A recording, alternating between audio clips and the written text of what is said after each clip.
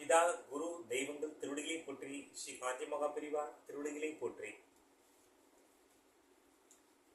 மனத்து உளது போல காட்டி ஒருவருக்கு இனத்து உளதாகும் அறிவு. ஒருவருடைய அறிவு மனத்தினை ஒட்டியது போல் தோன்றும். ஆனால் அது உண்மையிலேயே பழகும் இனத்தை ஒட்டியதே ஆகும். வள்ளுவர் பெருமானின் அறநெறியை பின்பற்றி வாழ்க்கையை நாம் முன்னேறுவோம்.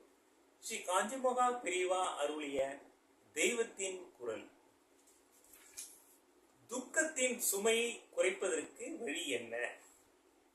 உலக வாழ்வில் சகல மனிதர்களுக்கும் அளவில்லாத கஷ்டங்கள் உண்டாகத்தான் செய்யும். பணக்காரன், பெரிய பதவியில் இருப்பவன் கஷ்டமில்லாமல் இருப்பதாக மற்றவர்கள் நினைக்கலாம். அப்படி நினைத்து தாங்களும் அவர்களைப் போலவே பணமும் பதவியும் பெற பாடுபடலாம். ஆனால் பணக்காரனை, பதவியில் உள்ளவனை கேட்டால் தெரியும் அவனுக்கு எத்தனை கஷ்டங்கள் என்று. நாம் திண்ணையில் இருக்கிறோம், விழுந்தால் சிராய்த்துக் கொள்வதோடு சுலுக்காவதோடு போய்விடும்.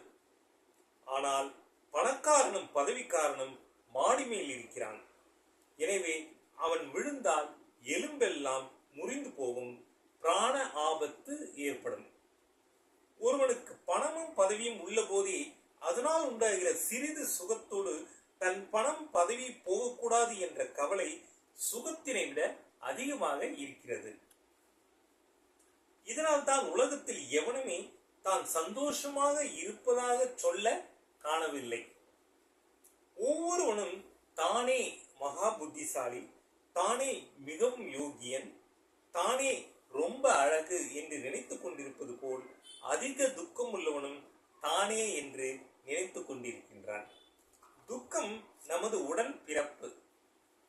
நமது பூர்வ கர்மாவின் பயனாக இந்த துக்கங்களுக்கு நாம் முன்னமேயே விதை போட்டிருக்கிறோம்.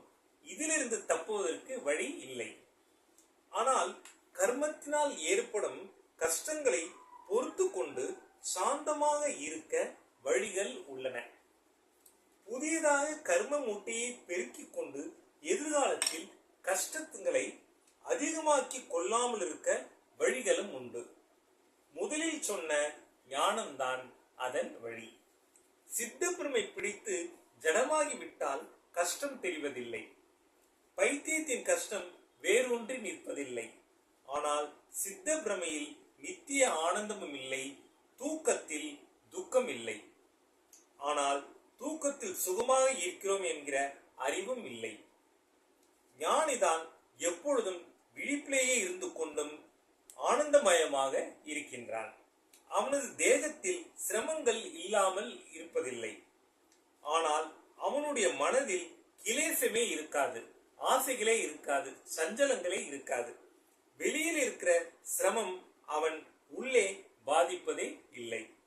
கிணற்று ஜலத்துக்குள் நீர் நிரம்பிய குடத்தை இழுக்கும் போது கனம் தெரிவதில்லை. ஆனால் தண்ணீர் மட்டத்திற்கு மேலே குடம் வந்தவுடன் கனக்க ஆரம்பித்து விடுகிறது.